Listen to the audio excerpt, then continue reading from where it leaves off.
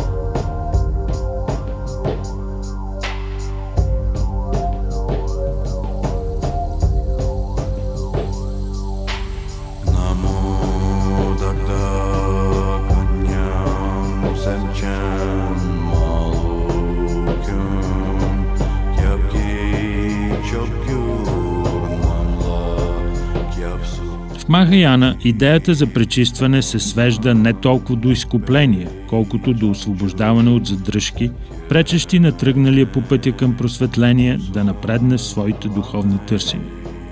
Ето защо поклонниците символично предлагат дори собствените си тела на маскираните като демони, монаси и духовници. По този начин те искат да преодолеят даже инстинкта си за самосъхранение, с цел да отворят цялото си същество към света и да проявят зачитане и състрадание към всичко живо под слънцето.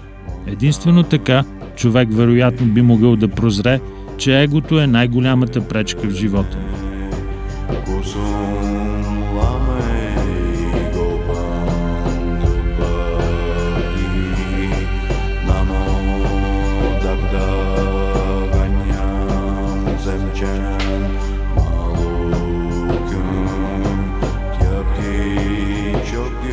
Финалът е предсказуем.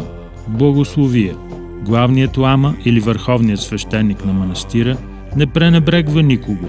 Будисти или не, и ние се навеждаме, за да бъдем докоснати от ръката на светия човек, преди да поемем обратно към вкъщи и нашите съвсем не чак толкова духовни ежедневни занимания и проблеми.